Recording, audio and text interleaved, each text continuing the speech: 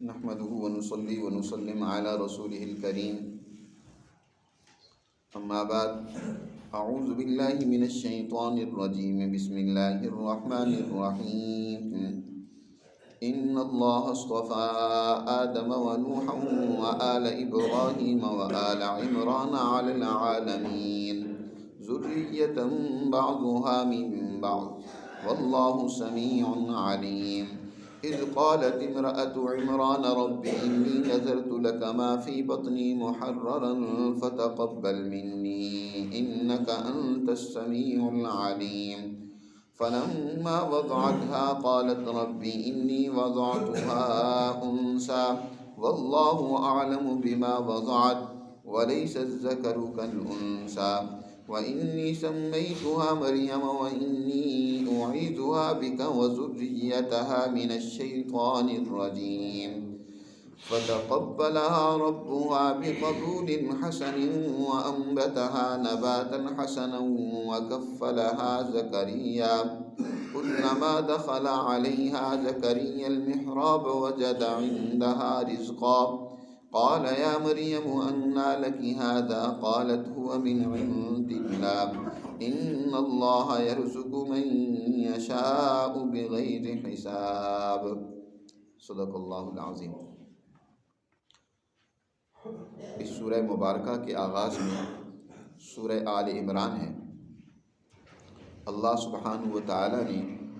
نصارہ کے اس عقیدے کی تردید کی ہے جو انہوں نے حضرت مریم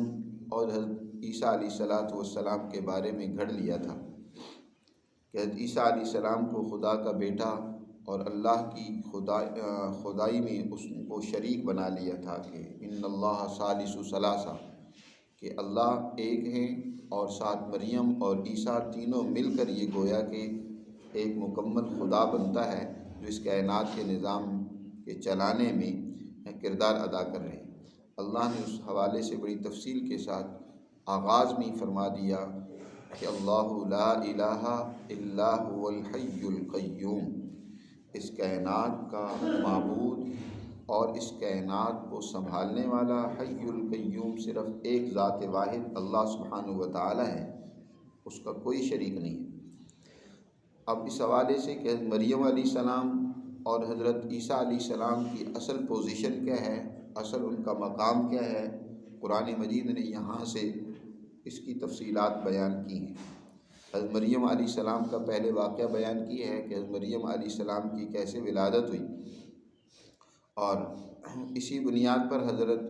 مریم علیہ السلام کے والد کا نام عمران تھا۔ اس سورہ مبارکہ کا نام بھی آل عمران رکھا گیا، یعنی عمران کی آل اور ان کی اولاد، اس حوالے سے ہی اس کا نام ہوا ہے۔ تو یہاں اس کا قرآن ذکر کرتے ہوئے فرماتے ہیں کہ ان اللہ اصطفیٰ آدم ونوحا وآل ابراہیم وآل عمران علی العالمین، کہ بے شک اللہ نے منتخب کر لیا، چن لیا آدم کو، نوح کو اور آل ابراہیم کو اور آل عمران کو علی العالمین، دنیا جہاں کی تمام قوموں پر۔ ان کو اللہ نے چن لیا، برگزیدہ بنایا، ان کو اللہ نے مصطفیٰ بنایا، یعنی اللہ نے ان کو اپنے پیغام کے پہنچانے کے لیے منتخب کر لیا۔ حضرت آدم علیہ السلام کی تخلیق کے ساتھ ہی اللہ نے ان پر جو ذمہ داری ڈالی وہ یہ کہ تم نے میرے پیغام کو اپنی اولاد میں منتقل کرنا ہے۔ حضرت آدم علیہ السلام کے بعد ان کے دوسرے بعد میں جو ان کے بیٹے آئے جو اس ذمہ داری کے سب سے بڑے ذمہ دار تھے، وہ حضرت نوح علیہ السلام ہیں۔ نوح علیہ السلام اور حضرت آدم علیہ السلام تک تو نبوت انہی کے انہی کی اولاد ہے۔ نوح علیہ السلام تک جتنی بھی انسانیت ہے وہ سب آدم اور نوح علیہ السلام کی اولاد ہے۔ نوح علیہ السلام کے بعد جتنے بھی انسان دنیا میں رہے، اس لیے نوح علیہ السلام کو آدم ثانی بھی کہا جاتا ہے۔ پہلے آدم حضرت آدم ہیں، پھر اس کے بعد نوح علیہ السلام کے بعد جتنی بھی دنیا میں نسل چلی ہے وہ ساری کی ساری نوح علیہ السلام کی ہی ذریعے سے وہ نسل چلی اور پھیلی ہے۔ اس لیے قرآن نے یہاں صرف آدم اور نوح کا ذکر کیا ہے، لیکن اس کے بعد حضرت ابراہیم علیہ السلام کا جب دور آتا ہے تو اس وقت انسانیت بے شمار ہیں۔ حضرت ابراہیم علیہ السلام کی نسل سے بھی انسانیت چل رہی ہے، اور اس کے علاوہ بھی اور انسان دنیا میں سینکڑوں موجود ہیں۔ اس لیے آگے اللہ تعالیٰ نے ذکر فرمایا آل ابراہیم، کہ اللہ نے آدم اور نوح کو چن لیا اپنے پیغام کے پہنچانے کے لیے، اور پھر بعد میں حضرت ابراہیم علیہ السلام کے آل کو اللہ نے چن لیا، ابراہیم کو اور ان کی آل کو۔ حضرت ابراہیم علیہ السلام وہ اولو العزم پیغمبر ہیں کہ ان کے بعد جتنا بھی سلسلہ نبوت کا چلا ہے، دنیا میں علوم کا پھیلا ہے، ان کی نسل اور اولاد کے ذریعے سے پھیلا ہے۔ اس لیے یہاں اللہ نے فرمایا کہ ہم نے ابراہیم کی آل کو چن لیا۔ حضرت ابراہیم علیہ السلام کے 2 صاحبزادے تھے، حضرت اسحاق اور حضرت اسماعیل۔ اب حضرت اسحاق کے ذریعے سے بنی اسرائیل کا ایک سلسلہ چلا، اور ان میں ہزاروں انبیاء علیہ السلام آئے، 4000 کے قریب انبیاء دنیا میں آئے۔ اور دوسرا سلسلہ حضرت ابراہیم علیہ السلام سے حضرت اسماعیل علیہ السلام کا چلا ہے، جن سے آخر میں جناب رسول اللہ صلی اللہ علیہ وسلم دنیا میں تشریف لے آئے۔ اور یہاں ایک لفظ اللہ نے استعمال فرمایا آل ابراہیم اور آل عمران۔ آل کا لفظ ہم عام طور پر درود شریف بھی پڑھتے ہیں تو وہاں بھی آل کا لفظ استعمال ہوتا ہے، اللہم صلی علی محمد وعلی آل محمد۔ اسی طرح حضرت ابراہیم علیہ السلام کے ساتھ بھی آل کا لفظ استعمال ہوتا ہے، اور ہمارے ہاں اہل و عیال کا لفظ استعمال ہوتا ہے عام طور پر۔ اور پھر ایک مخصوص طبقہ ہے کہ نظریہ اور فکر ہے جو آل کو بڑی اہمیت دیتا ہے، لیکن ایک بات یاد رکھیں کہ آل کا لفظ جو قرآن میں استعمال ہوا ہے اس کا تعلق اہلیت سے، آل اہلیت سے۔ پیغمبر کا جانشین ہمیشہ وہی ہوتا تھا جس کے اندر اہلیت ہوتی تھی، جس میں اہلیت نہیں ہے تو وہ آل میں شمار نہیں ہوتا تھا، نہ ہی پیغمبر کا جانشین بن سکتا تھا۔ جیسے حضرت نوح علیہ السلام کا اپنا بیٹا، اس میں اہلیت نہیں ہے، اس کے اندر جو ہے وہ شرارت موجود ہے، خرابی موجود ہے، تو حضرت نوح علیہ السلام کی باوجود بڑی کوشش کے بھی اللہ نے فرما دیا کہ اے نوح یہ آپ کی آل میں سے نہیں ہے۔ اس کو حضرت نوح علیہ السلام کے دور میں جب بہت بڑا طوفان آیا جس میں انسانیت کو غرق کیا گیا، اور بیٹا ہے نافرمانوں کے ساتھ جا رہا ہے، وہ کہتا ہے کہ میں اب اس پہاڑ پر چڑھ کر اپنے آپ کو کیا کر لوں گا، بچا لوں گا۔ نوح علیہ السلام نے بڑا سمجھایا کہ آج اللہ کے عذاب سے کوئی چیز بچانے والی نہیں ہے، لیکن اسے سمجھ نہ آئی۔ ایک موج آئی اور حضرت نوح علیہ السلام کے بیٹے کو بہا کر لے گئی، تو نوح علیہ السلام کے دل میں وہ پدرانہ شفقت اور محبت بیدار ہوئی، تو انہوں نے اللہ سے التجا کی کہ یا اللہ یہ تو میرے آل میں سے ہے، اور میرے آل کو تو نے منتخب کیا ہے دنیا میں، ان کو پیغمبری نبوت اور علم سے اے اللہ تو نے نوازنا تھا، تو یہ تو ڈوب رہا ہے۔ تو اللہ نے ارشاد فرمایا اے نوح یہ تمہاری آل میں سے نہیں ہے، اور تم جاہل مت بنو، اس طرح کے سوال نہ کرو، تمہیں پتہ ہونا چاہیے کہ آل کا تعلق در حقیقت اہلیت سے ہوتا ہے۔ جب تک اس میں اہلیت ہو تو وہ آل ہے، اگر اہلیت نہیں ہے تو وہ آل میں سے شمار نہیں ہوتا، اور نہ ہی وہ ان انبیاء علیہ السلام کے جانشین بن سکتے ہیں۔ جی نبی کریم صلی اللہ علیہ وسلم نے بھی اسی وجہ سے جن میں اہلیت تھی ان کو تو اپنی آل میں شمار کر لیا۔ حضرت سلیمان علیہ السلام ایک اولو العزم صحابی ہیں، ان کے اندر دین اسلام کی طلب ہے، حضور سے محبت اور عشق ہے۔ 10 سے زائد یہ حالانکہ آزاد تھے، ایک ان کے والد اپنے علاقے کے بڑے جاگیردار تھے، لیکن ان کے اندر طلب تھی حضور صلی اللہ علیہ وسلم کے بارے میں۔ جب پتہ چلا پہلی الہی کتابوں کے ذریعے سے، تو مختلف علماء سے ہوتے ہوئے بڑے بڑے راہبوں سے انہوں نے علم حاصل کیا، اور تقریباً 10 کے قریب یہ لوگوں سے فروخت ہوتے ہوئے 10 لوگوں سے چکر کاٹتے ہوئے آخر میں یہ مدینہ میں پہنچے، اور ایک یہودی کے غلام تھے۔ جب حضور صلی اللہ علیہ وسلم ہجرت فرما کر مدینہ منورہ تشریف لاتے ہیں تو حضور صلی اللہ علیہ وسلم کے بارے میں سنتی حضور کی خدمت میں پہنچتے ہیں، اور حضور کو ایک دن تحفہ پیش کیا، دوسرے دن صدقہ پیش کیا، تو اس سے دیکھ رہے تھے کہ واقعی جو ہے یہ وہی پیغمبر ہیں جن کے بارے میں میں نے سن رکھا ہے۔ جب یقین ہو گیا تو فوراً حضور صلی اللہ علیہ وسلم پر ایمان لے آئے، اور پھر حضور صلی اللہ علیہ وسلم نے اس کے مالک سے بدلے کتابت طے کر کے آزاد کروایا تو آپ نے فرمایا سلیمان منا اہل البیت، سلمان ہمارے اہل بیت ہیں، سلمان ہمارے اہل بیت میں سے ہیں۔ حالانکہ خاندانی اور نسلی طور پر سلیمان علیہ السلام کا سلسلہ حضور سے نہیں ملتا، لیکن اہلیت، استعداد، اس وجہ سے ان کو اپنے اہل بیت میں شمار کیا۔ اور ایک اور حدیث میں ہے، آپ صلی اللہ علیہ وسلم نے ارشاد فرمایا کل تقی نقی فہو آلی، ہر متقی، ہر پرہیزگار انسان جو میرے مشن کو سمجھتا ہے، جو میرے نظریے کو جانتا ہے، اس پر یقین و اعتقاد رکھتا ہے، اس کو دنیا میں قائم کرنا چاہتا ہے، وہ میری آل ہے۔ آپ صلی اللہ علیہ وسلم نے اس کو آل میں سے شمار کیا۔ تو آل کا تعلق آلیت سے ہے۔ حضرت ابراہیم علیہ السلام کو بھی جب اللہ نے امامت کا منصب عطا فرمایا تو حضرت ابراہیم علیہ السلام نے اللہ سے دعا کی کہ یا اللہ قال ومن ذریتی، یہ منصب امامت کا میری اولاد کو بھی ملے گا؟ فرمایا نہیں، لا ینال عہد الظالمین، جو آپ کی اولاد میں سے ظالم ہوں گے ان کے لیے منصب نہیں ہے، یہ منصب آپ کی اولاد میں سے انہی کو ملے گا جو اس کے اہل ہوں گے، جن میں اہلیت ہوگی وہ آپ کے منصب کے اہل ہیں، اور جو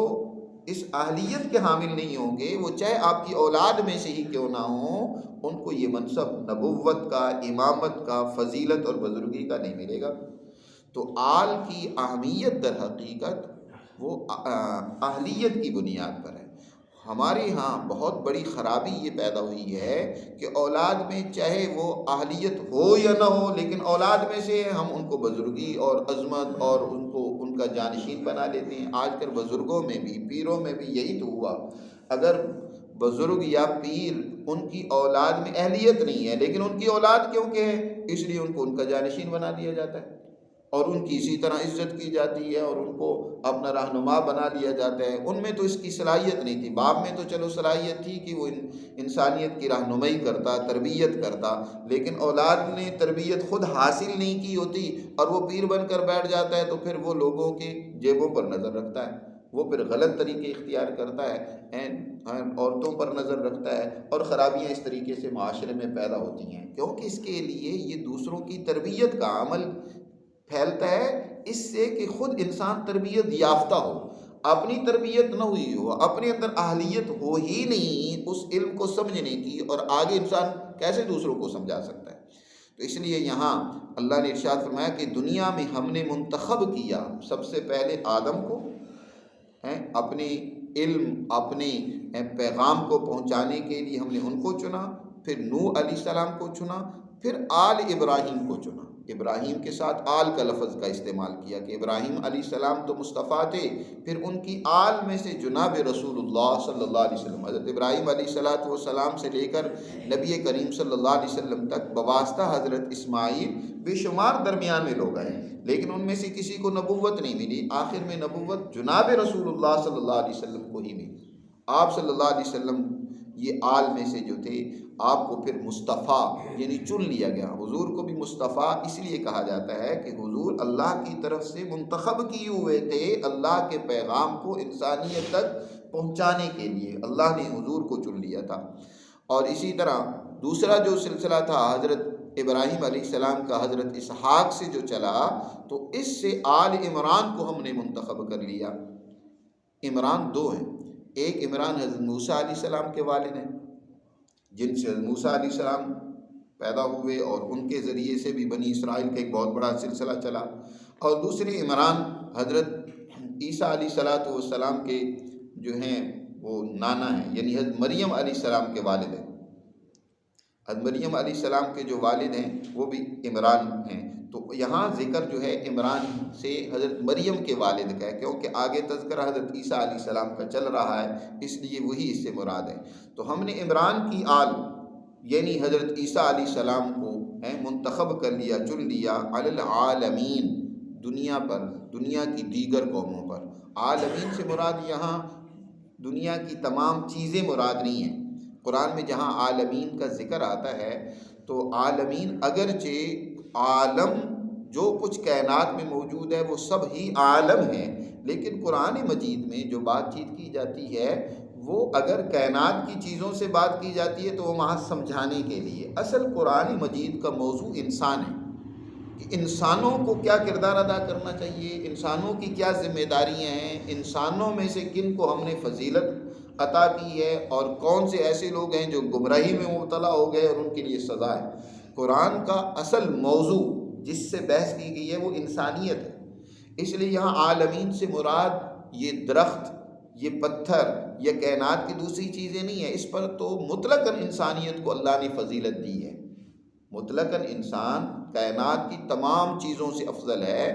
یہاں انسانوں میں سے اللہ نے جن افراد کو اپنے پیغام کے لیے چن لیا ان کا ذکر آ رہا ہے کہ وہ آل عمران ہیں، آل ابراہیم ہیں، نوح ہیں، اور اسی طرح حضرت آدم علیہ السلام ہیں۔ ان کو ہم نے عالمین یعنی تمام دنیا کی قوموں پر چن لیا کہ یہ منتخب لوگ تھے، یہ پسندیدہ لوگ تھے۔ آل عمران میں سے اللہ نے حضرت مریم علیہ السلام کو بھی چن لیا، آگے ان کا ذکر ہو رہا ہے۔ اذ قالت امرأة عمران رب انی نذرت لک ما فی بطنی محررا، اس واقعے کو بھی یاد کرو کہ جب کہا عمران کی عورت نے کہ اے میرے پروردگار، بے شک میں منت مانتی ہوں آپ کے لیے اس کی جو میرے پیٹ میں ہے کہ وہ محرر ہوگا، محرر آزاد ہوگا، وہ ہماری خدمت سے اور دنیا کے جھمیلوں سے میں اس کو آزاد رکھنا چاہتی ہوں۔ یہ وہ دور ہے جب حضرت مریم علیہ السلام کی ولادت ہو رہی ہے۔ اس دور میں بنی اسرائیل غلامی میں چلی گئے ہیں، انتہائی پستی میں مبتلا ہیں۔ ہر طرف جیسے آج آپ اپنے معاشرے میں دیکھ رہے ہیں کہ ہمارے معاشرے میں پستی ہے، بد اخلاقی ہے، دین سے دوری ہے، یہ رفتہ رفتہ بڑھتی ہی چلی جا رہی ہے۔ ابھی پھر بھی کسی درجے میں کچھ دینداری موجود ہے، لیکن بنی اسرائیل کا یہ وہ دور ہے جب مریم علیہ السلام کی ولادت ہو رہی ہے کہ یہ مطلقاً بنی اسرائیل کی زوال کا دور ہے، بہت پستی میں چلے گئے ہیں۔ دین محض رسمی طور پر اپنے مفادات کے لیے استعمال کرنا، جیسے کہ آج کل مذہب اسلام کو بھی بہت سارے لوگ اپنے مفادات کے لیے استعمال کرتے ہیں، اس کا نام لیتے ہیں، مقاصد پیچھے اپنے ہوتے ہیں، شیطانی مقاصد ہوتے ہیں۔ اسی طرح اس دور کے بھی جو کوئی احبار رہبان تھے تو ان کے پاس تورات کی جو تعلیمات تھیں تو وہ محض پیسے کمانے کے لیے رہ گئی تھی،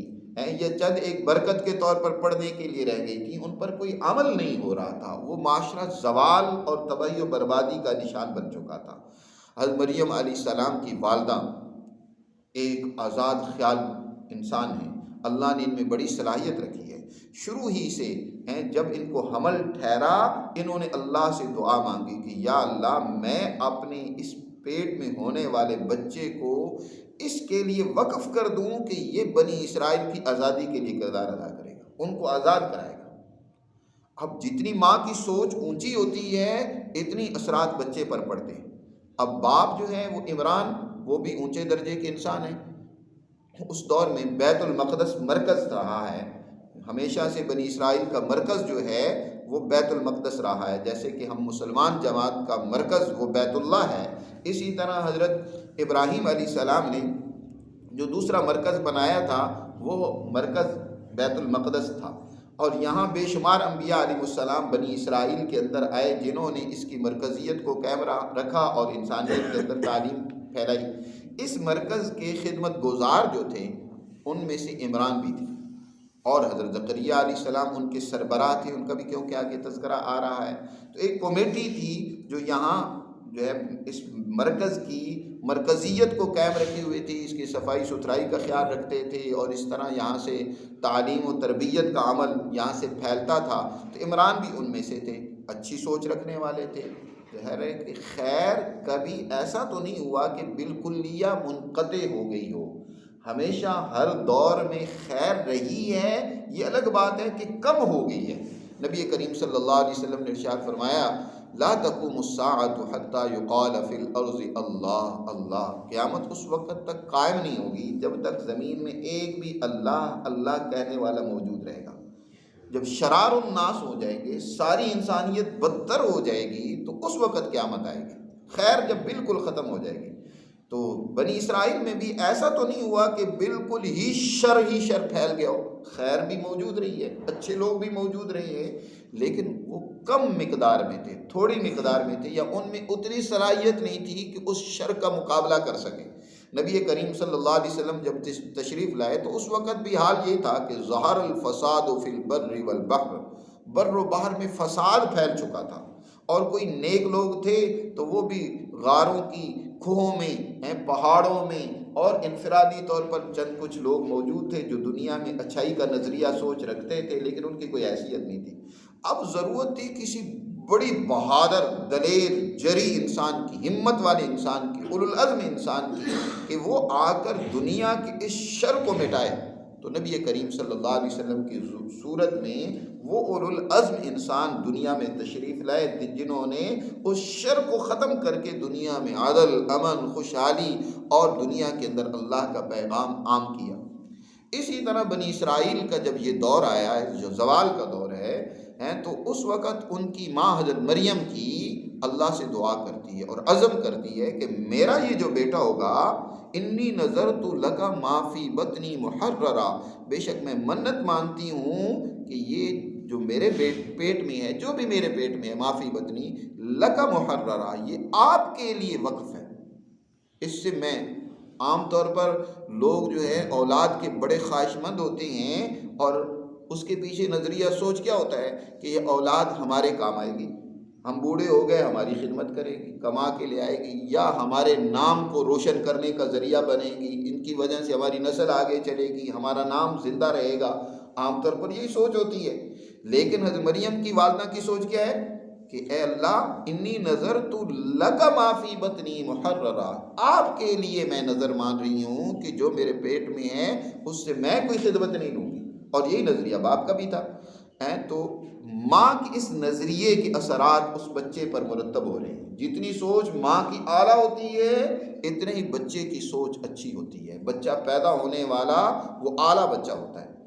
آج ہماری مائیں وہ بچوں کو جب حمل میں ہوتی ہیں تو اس وقت بھی گانوں میں، فلموں میں، فضولیات میں، گناہوں میں، اور پیدا ہو جائے تو پھر بھی یہی حال ہوتی ہے، تو اس کے نتیجے میں بچے پھر جس طرح کے پیدا ہوتے ہیں اور پھر جو ان سے تکلیفیں سہنی پڑتی ہیں وہ سامنے آ جاتی ہیں۔ جی، اس لیے ماں کو اب بہت خیال کرنا چاہیے، حمل ٹھہرنے کے بعد اس پر بڑے گہرے اثرات پڑتے ہیں۔ تو حضرت مریم کی والدہ کہتی ہیں فتقبل منی، اے اللہ اس کو مجھ سے تو قبول بھی کر لے، میں نے یہ جو منت مانی ہے کہ یہ بچہ تیرے لیے وقف ہے، اور محرر آزاد ہوگا، آزادی کے لیے کوشش کرے گا، بنی اسرائیل کو آزادی دلائے گا، میں ایسا بچہ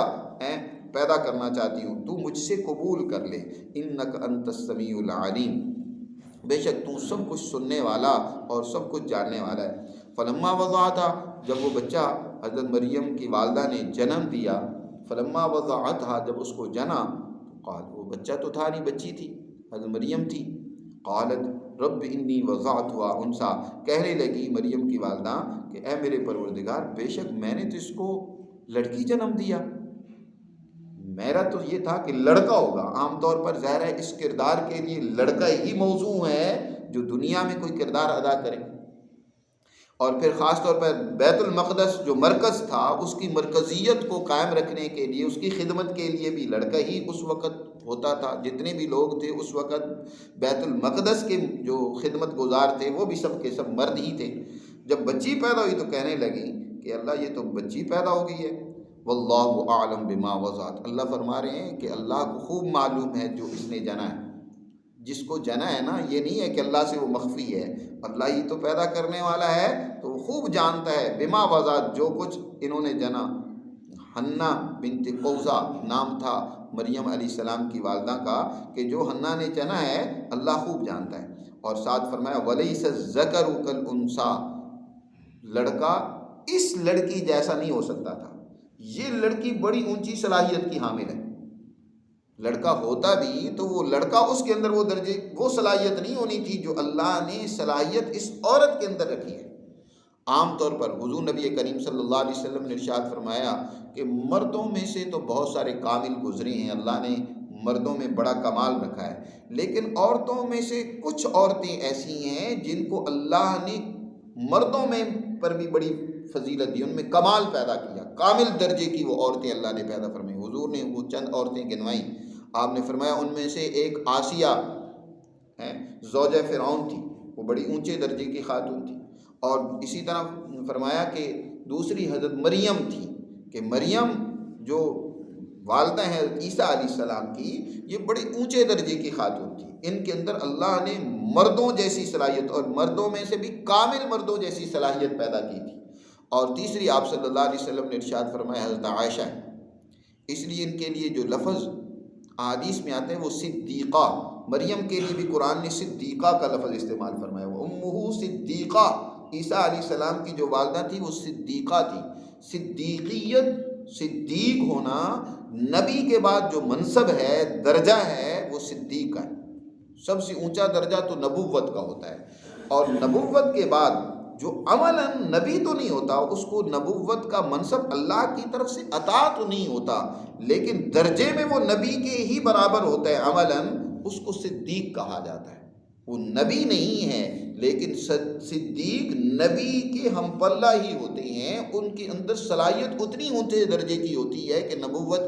ملنے کے قابل ہوتے ہیں۔ وہ نبوت کا ملنا تو ایک اللہ کی طرف سے منصب ہوتا ہے، جو اللہ جس کو چاہتے عطا کرتے ہیں، کہ اس کو وہ منصب دیا نہیں جاتا۔ جیسے ابوبکر صدیق رضی اللہ تعالیٰ عنہ ہیں، اونچے درجے کے انسان ہیں، حضور صلی اللہ علیہ وسلم کا ایک کامل نمونہ تھے، لیکن نبوت ان کو نہیں دی گئی، حضور کے بعد تو ویسی نبوت کا سلسلہ بند ہو گیا۔ تو مریم علیہ السلام بھی اسی طرح اونچی درجے کی خاتون تھی، نبوت ملنے کی ان میں کامل صلاحیت تھی، کامل لوگوں میں سے تھی۔ اور عائشہ صدیقہ رضی اللہ تعالیٰ عنہ کے بارے میں بھی حضور نے ارشاد فرمایا کہ یہ کامل خواتین میں سے ہیں۔ جیسے کہ کھانوں میں آپ نے فرمایا سرید کی فضیلت ہوتی ہے، عربوں میں سرید کو بڑا پسند کیا جاتا تھا، گوشت کے شوربے میں روٹی کے ٹکڑے کر کے، فرمایا عائشہ کی فضیلت باقی عورتوں پر ایسی ہے۔ آپ نے حضرت عائشہ کی فضیلت میں بہت کچھ بیان فرمایا، تو فرمایا کہ یہ بچی جو ہے، جو بچہ ہوتا، وہ بچہ اس کے برابر نہیں ہو سکتا تھا، یہ بڑی اونچے درجے کی بچی ہے، اس کے اندر اللہ نے بڑی صلاحیت رکھی ہے۔ اس لیے وَإِنِّي سَمَّيْتُهَا مریم، اب حضرت مریم کی والدہ کہتی ہیں کہ میں نے اس کا نام، مریم علیہ السلام کی والدہ حنہ بنت قوزہ کو بھی اللہ کی طرف سے الہام ہوا کہ اس بچی کے بارے میں فکر مند نہیں ہونا، یہ بڑی باصلاحیت بچی ہے، تو انہوں نے کہا ٹھیک ہے کہ میں اس کا نام مریم رکھتی ہوں۔ اور وَإِنِّي أُعِيذُهَا بِكَ وَذُرِّيَّتَهَا مِنَ الشَّيْطَانِ الرَّجِيمِ، اور بے شک اس کو بھی اور اس کی ذریت کو بھی میں تیری پناہ میں دیتی ہوں، من الشیطان الرجیم، کہ شیطان مردود سے، اس کے شر سے یہ بھی بچی رہے، اور اس کی اولاد بھی اے اللہ وہ بچی رہے شیطان کے شر سے، میں تیری پناہ میں دیتی ہوں۔ وَإِنِّي أُعِيذُهَا بِكَ وَذُرِّيَّتَهَا مِنَ الشَّيْطَانِ الرَّجِيمِ۔ اب یہ دعا کی مریم علیہ السلام کی والدہ نے، اور اللہ نے ان کی یہ دعا قبول کی۔ قرآن میں آگے فرمایا فَتَقَبَّلَهَا رَبُّهَا بِقَبُولٍ، اللہ نے اس مریم کو قبول کیا، بڑے اچھے انداز سے قبول کیا، دعا بھی قبول کی۔ اس لیے نبی کریم صلی اللہ علیہ وسلم نے ارشاد فرمایا جب بھی کوئی بچہ پیدا ہوتا ہے نا، شیطان اس میں چونکے لگانا چاہتا ہے، چونکے لگا کر اس میں اثر منتقل کرنا چاہتا ہے، اس میں اثر ڈالنا چاہتا ہے۔ اللہ نے مریم کی والدہ کی دعا سے حضرت عیسیٰ علیہ السلام کو محفوظ رکھا، کیونکہ حضرت مریم کی والدہ نے دعا کی تھی کہ اس کی ذریت کو بھی، ہر بچے پر شیطان اثر ڈالنے کی کوشش کرتا ہے۔ اور پھر حضور نے ارشاد فرمایا کہ ہر انسان کے ساتھ ایک شیطان بھی مقرر ہے، قرین ہے، ایک اچھا قرین ہے اور ایک خیر کا قرین ہوتا ہے، ایک شر کا قرین اور ساتھی اس کا ہوتا ہے جو اس کے دل میں بھی چونکے ہر وقت ڈالتا رہتا ہے، شر کی باتیں دل میں گھول کے پلاتا رہتا ہے۔ حضور نے ارشاد فرمایا نا کہ ایسے انسان کے اندر شیطان چلتا ہے جیسے کہ انسان کے جسم میں خون دوڑ رہا ہوتا ہے، اور وہ اثرات منتقل کرنا چاہتا ہے، اور اس سے کوئی انسان مستثنا نہیں۔ صحابہ نے سوال کیا، غالباً حضرت عائشہ ہی نے سوال کیا کہ اللہ کے رسول ولا انت، کیا آپ بھی سے محفوظ نہیں ہے کہ آپ کے ساتھ بھی شیطان ایسا مقرر ہے؟ آپ نے فرمایا ہاں میرے ساتھ بھی شیطان مقرر ہوا ہے، لیکن اللہ نے میرا اثر شیطان پر ڈال دیا، بجائے اس کے کہ وہ مجھ پر اثر ڈالتا، میرا شیطان اسلم ولکنہ اسلم، وہ مسلمان ہو گیا، وہ میرا مطیع اور فرما بردار ہے، وہ بجائے میرے دل میں شر ڈالنے کے الٹا وہ بھی خیر میں ہی میری مدد کرتا ہے، نیکی میں ہی میری مدد کرتا ہے، میرے اثرات اس پر غالب آ گئے۔ تو آپ کا اثر تو بہت زیادہ طاقتور ہے۔ حضرت عیسیٰ علیہ السلام کے ساتھ زیادہ سے زیادہ یہ ہوا کہ شیطان مقرر ہی نہیں ہوا ان کی والدہ کی دعا کی برکت سے، لیکن حضور کے ساتھ شیطان تھا، حضور کی طاقت و قوت اور اثر اتنا تھا کہ شیطان ہی نہیں رہا، شیطان کی شیطنت ہی بدل جائے، یہ تاثیر سب سے اونچی تاثیر ہوتی ہے۔ تو نبی کریم صلی اللہ علیہ وسلم نے فرمایا کہ اللہ نے اس طریقے سے اس سے میری حفاظت فرمائی۔ تو مریم کی والدہ دعا کرتی ہیں کہ اللہ میں اس کو بھی، اس بچی کو بھی اور اس کی ذریت کو بھی شیطان مردود سے آپ کی پناہ میں دیتی ہوں۔ فتقبلا ربها بقبول حسن وانبتا نباتا حسن، پھر اللہ تعالیٰ نے اس مریم کو قبول کیا اور پھر ان کی آگے پرورش کا ایک نظام ہوا، اس کا آگے تذکرہ ہے، اس پر کل بات کریں گے۔ اللہ ہمیں سمجھ نصیب فرمائے۔ لا